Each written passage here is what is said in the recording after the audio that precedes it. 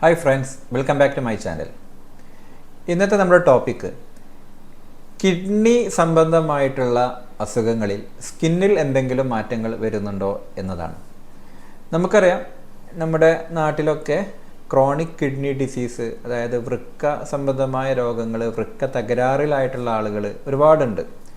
അതിന് പല കാരണങ്ങളുണ്ടാകാം. ഏറ്റവും പ്രധാനമായിട്ട് ഡയബറ്റീസ്, പ്രമേഹം കൂടിയിട്ടുള്ള ഒരു കാരണമാണ്. മറ്റുള്ള പല കാരണങ്ങളും ജനറ്റിക് ആയിട്ടുള്ള കാരണങ്ങളുണ്ട്. ചില ഫാമിലിയിൽ തന്നെ ഒരുപാട് ആളുകൾക്ക് ഈ പ്രശ്നങ്ങൾ ഉണ്ടാകുന്നതൊക്കെ നമ്മൾ ദിനംതോറും കേൾക്കാറുള്ള സംഭവങ്ങളാണ്. അപ്പോൾ ഇങ്ങനെ ഉള്ള കേസുകളിൽ സ്കിന്നിൽ എന്തെങ്കിലും മാറ്റങ്ങൾ വരുമോ എന്നതാണ് ഇന്നത്തെ ടോപ്പിക്ക്. നമുക്കറിയാം, നമ്മൾ കഴിഞ്ഞ പല വീഡിയോകളായിട്ട് പറഞ്ഞിട്ടുണ്ടായിരുന്നു, പല ആന്തരാവയവങ്ങളുടെ ഹെൽത്തും അതിൽ വരുന്ന പ്രശ്നങ്ങളും നമ്മുടെ സ്കിന്നിൽ പ്രത്യക്ഷപ്പെടാറുണ്ട്. അപ്പോൾ പലപ്പോഴും നമ്മുടെ സ്കിന്നിലുള്ള പ്രശ്നങ്ങൾ നോക്കിയിട്ടാവും ഓക്കെ, ഈ ഒരു ലിവറിനൊരു പ്രശ്നമുണ്ട് അല്ലെങ്കിൽ കിഡ്നിക്കൊരു പ്രശ്നമുണ്ട് എന്നൊക്കെ നമ്മുടെ സ്കിന്ന് നോക്കിയിട്ട് നമുക്ക് പറയാൻ പറ്റും. അപ്പോൾ അങ്ങനെ എന്തൊക്കെയാണ് നമ്മുടെ സ്കിന്നിൽ കിഡ്നി ഡിസീസിൽ ഉണ്ടാവുക എന്ന് നമുക്ക് നോക്കാം.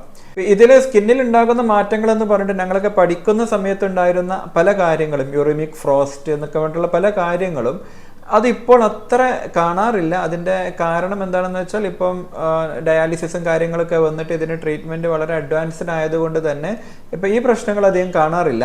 അപ്പോൾ കൂടുതലായിട്ട് നമ്മൾ കാണാറുള്ളത് കിഡ്നി ഡിസീസുള്ള ആളുകൾക്ക് സ്കിന്ന് വളരെ ഡ്രൈ ആയിരിക്കും. ഇക്തയോസിസ് എന്ന് പറഞ്ഞിട്ട് ഒരു വരവരെയുള്ള ഒരു ഫിഷിൻ്റെ ഒരു സ്കിന്ന് പോലെയുള്ള ഒരു കണ്ടീഷൻസ് ഒക്കെ നമുക്ക് കാണാൻ പറ്റും. നല്ല ഡ്രൈ ആവും. അത് മോയ്സ്ചറൈസർ തേച്ചാലൊന്നും എവിടെയും എത്താത്ത രീതിയിലുള്ള ഒരു ഡ്രൈനെസ് ഉണ്ടായിരിക്കും. സ്കിന്നിന് പൊതുവെ കളറ് കൂടുതലായിരിക്കും. ഒരു പിഗ്മെന്റ് കൂടുതലായിട്ട് സ്കിന്നിൻ്റെ ആ ഒരു നോർമലി ഉള്ള ഒരു ഫെയർനെസ്സോ അല്ലെങ്കിൽ ശരിക്കുള്ള കളറോ മാറിയിട്ട് കുറച്ചും കൂടിയും ഒരു പിഗ്മെന്റ് വരുന്ന രീതിയിൽ നമുക്ക് കാണാറുണ്ട്. അതുപോലെ ചിലപ്പോൾ വിളർച്ച കാണാറുണ്ട്. പിന്നെ കിഡ്നി രോഗികളുടെ പൊതുവെയുള്ള ഇമ്മ്യൂണിറ്റി കുറവായതുകൊണ്ട് തന്നെ പലതരത്തിലുള്ള സ്കിൻ ഇൻഫെക്ഷനുകൾ, ഫംഗലാവട്ടെ, ബാക്ടീരിയലാവട്ടെ, വൈറലാവട്ടെ, പലതരത്തിലുള്ള ഇൻഫെക്ഷനുകൾ കാണാറുണ്ട്. അതിൽ പലപ്പോഴും ഇപ്പോൾ റിംഗ് വേം ആവട്ടെ അല്ലെങ്കിൽ മറ്റുള്ള ഇൻഫെക്ഷനുകളൊക്കെ സാധാരണ കേസുകളിൽ ഒരു പ്രശ്നവും ഇല്ലാതെ ട്രീറ്റ് ചെയ്യാൻ പറ്റുന്ന പല കാര്യങ്ങളും നമുക്ക് കിഡ്നി ഡിസീസിലേക്ക് എത്തുമ്പോൾ വളരെ സൂക്ഷിച്ച് മരുന്ന് തരാൻ പറ്റുള്ളൂ. കാരണം അത് മരുന്ന് ഈ കിഡ്നിയെ ബാധിക്കുന്ന മരുന്ന് ആവരുത്. അതുപോലെ ഇപ്പം ട്രാൻസ്പ്ലാന്റ് ഒക്കെ കഴിയുന്ന അങ്ങനെയുള്ള പേഷ്യൻസ് ഒക്കെ ആണെങ്കിൽ അവർ പല മരുന്നുകളും കഴിക്കുന്നുണ്ടാകും. അപ്പോൾ അതിനോട് ഇൻട്രാക്ഷൻ ഉണ്ടാവാത്ത മരുന്നുകൾ സെലക്ട് ചെയ്യണം. അങ്ങനെ പല ഫാക്ടേഴ്സ് നോക്കിയിട്ടാണ് നമ്മൾ ട്രീറ്റ്മെൻറ്റ് ചെയ്യുക. പിന്നെ പലതരത്തിലുള്ള ഈ സ്കിന്നിലൊക്കെ രക്തത്തിൻ്റെ സ്പോട്ട് പോലുള്ള പർപ്യൂറ പോലുള്ള പല കണ്ടീഷൻസും നമ്മൾ കാണാറുണ്ട്. കിഡ്നി ഡിസീസ് ഉള്ളവരിൽ ഏറ്റവും പ്രയാസമുണ്ടാക്കുന്ന ഒരു പ്രോബ്ലം സ്കിന്നിലെ ഇച്ചിങ് ആണ്. അത് വളരെ ടോളറേറ്റ് ചെയ്യാൻ കഴിയാത്ത രീതിയിലുള്ള ഇച്ചിങ് ആയിട്ട് ഒരുപാട് പേഷ്യൻസ് നമ്മുടെ അടുത്തേക്ക് വന്നിട്ടുണ്ട്. അപ്പോൾ ഈ ഇച്ചിങ് പലപ്പോഴും സ്കിന്നിൽ ചിലപ്പോൾ ലോക്കലൈസ്ഡ് ആയിട്ട് ഒരു ഏരിയയിൽ മാത്രമായിരിക്കാം, എന്നാൽ ചിലപ്പോൾ അത് കംപ്ലീറ്റ് ആയിട്ട് ഹോൾ ബോഡി ഇച്ചിങ് വരുന്ന രീതിയിലുള്ള ചൊറിച്ചിലായിട്ട് വരാം. അപ്പോൾ ഈ ഇച്ചിങ് ഉള്ള ഏരിയയിൽ നമ്മൾ നോക്കുമ്പോൾ പാടുകളും കാര്യങ്ങളൊന്നും കാര്യമായിട്ട് ഉണ്ടാവില്ല, എന്നാൽ മാന്തിയിട്ട് വരുന്ന എക്സ്കോറിയേഷൻ മാർക്കുകൾ എല്ലാ ബോഡിയിലെ എല്ലാ ഭാഗത്തും നമുക്ക് കാണാൻ പറ്റും. ഇപ്പോൾ ഒരുപാട് ചൊറിഞ്ഞ് ഈ സ്കിന്നിൻ്റെ കട്ടി കൂടി ലൈക്കനിഫൈഡ് ആയിട്ട് അല്ലെങ്കിൽ വലിയ വലിയ ഉണ്ട പോലെയുള്ള പ്രൂറിഗോ നോഡുലാരിസ് എന്ന് പറഞ്ഞിട്ടുള്ള കണ്ടീഷനൊക്കെ ആയിട്ട് നമ്മൾ ഒരുപാട് പേഷ്യൻസിന് കാണാറുണ്ട്. അപ്പോൾ ഇത് ഒരു പ്രോബ്ലം സാധാരണ ഇച്ചിങ്ങിന് കൊടുക്കുന്ന മരുന്നുകളെ കൊണ്ടൊന്നും ചിലപ്പം റിസൾട്ട് കിട്ടിക്കൊള്ളണമെന്നില്ല. അപ്പോൾ ഇതിൽ വളരെ സ്പെഷ്യലൈസ്ഡ് ആയിട്ടുള്ള മരുന്നുകളും അവരുടെ ക്രിയാറ്റിൻ കണ്ടന്റും എല്ലാം നോക്കിയിട്ടുള്ള ട്രീറ്റ്മെൻറ്റുകളും ഒക്കെ കൊടുക്കേണ്ടത് വളരെ ഇമ്പോർട്ടൻ്റ് ആണ്. അപ്പോൾ ഈ ഒരു കിഡ്നി ഡിസീസുള്ള ആളുകളുടെ ചൊറിച്ചിൽ ഹീറ്റ് അല്ലെങ്കിൽ ഡ്രൈ സ്കിന്ന്, സ്വെറ്റ്, ഇങ്ങനത്തെ പല കാര്യങ്ങളും ഈ ചൊറിച്ചിൽ കൂട്ടുന്നതായിട്ടും കാണാറുണ്ട്.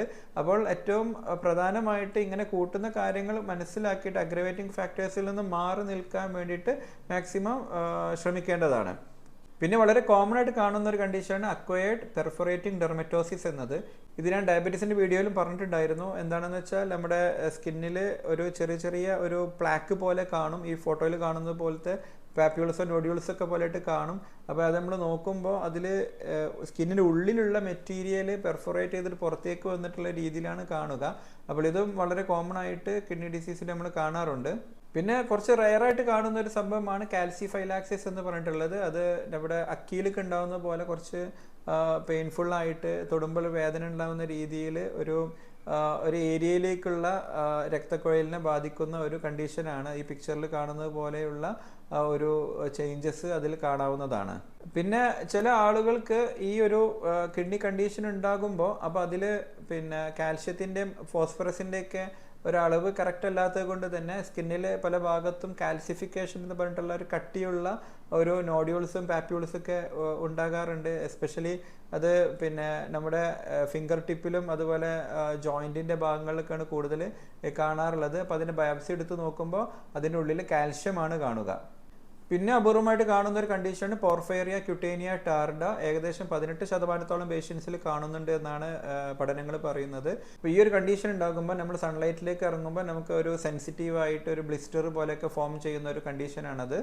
പിന്നെ ചില പേഷ്യൻറ്റുകളിൽ പിന്നെ നമ്മുടെ സാധാരണ കണ്ണിൻ്റെ അവിടെയൊക്കെ കാണുന്ന ഒരു യെല്ലോവിഷ് ആയിട്ടുള്ള ഒരു ഫാറ്റ് ഡെപ്പോസിഷൻ പോലെ വരുന്ന ആ ഒരു സാന്തോമ എന്ന് പറഞ്ഞിട്ടുള്ളത് ബോഡിയിൽ പല ഏരിയകളിലും ഇറപ്റ്റിക് സാന്തോമ എന്ന് പറഞ്ഞിട്ടുള്ള കണ്ടീഷനുകൾ കാണാറുണ്ട്.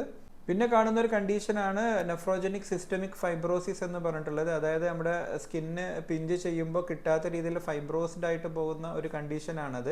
അത് ഏറ്റവും കൂടുതലായിട്ട് നമ്മുടെ കാൽക്കൈ ഭാഗങ്ങളിലും ട്രങ്കിലും ഒരുപോലെ വരുന്ന ഒരു കണ്ടീഷനാണത്.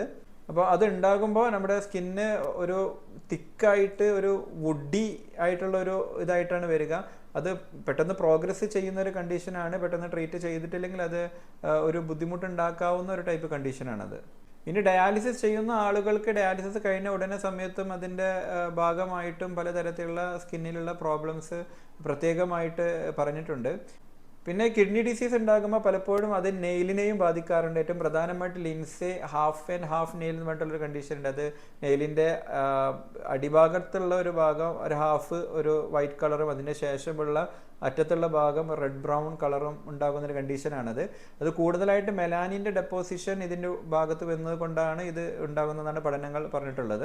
അപ്പം ഇതിനെ സമ്മറൈസ് ചെയ്യുകയാണെങ്കിൽ കിഡ്നി ഡിസീസിലും പലതരത്തിലുള്ള സ്കിൻ മാനിഫെസ്റ്റേഷൻസ് വരാറുണ്ട്. അപ്പോൾ പലപ്പോഴും കിഡ്നി ഡിസീസ് ഉള്ള ആളുകൾക്ക് ഒരു ഡെർമറ്റോളജിസ്റ്റിൻ്റെയും സേവനം വളരെ അത്യാവശ്യമായിട്ട് വരും. അപ്പം ഇനിയിപ്പോൾ അങ്ങനെ കൺസൾട്ടേഷൻ ചെയ്തിട്ടില്ലെങ്കിൽ പോലും അവർ വളരെ കൂടുതലായിട്ട് സ്കിന്നിനെ മോയ്സ്ചറൈസ് ചെയ്ത് പ്രൊട്ടക്റ്റ് ചെയ്യലും അതുപോലെ ചൊറിച്ചിൽ വരുമ്പോൾ തന്നെ അതിൻ്റെ ട്രീറ്റ്മെൻറ്റ് അന്വേഷിക്കലൊക്കെ വളരെ അത്യാവശ്യമാണ്. അല്ലെങ്കിൽ എന്താണെന്ന് വെച്ചാൽ കൂടുതലായിട്ട് ഡ്രൈ ആയി നമ്മൾ കൂടുതൽ ചൊറിഞ്ഞ് അതൊരു ഹാബിറ്റ് പോലെയായി ഈ പ്രൂറിക്കോ നോഡുലാരിസ് പോലുള്ള കണ്ടീഷനൊക്കെ വന്നിട്ടുണ്ടെങ്കിൽ അതിന് പിന്നെ റിവേഴ്സ് ചെയ്യൽ കുറച്ച് ബുദ്ധിമുട്ടാണ്.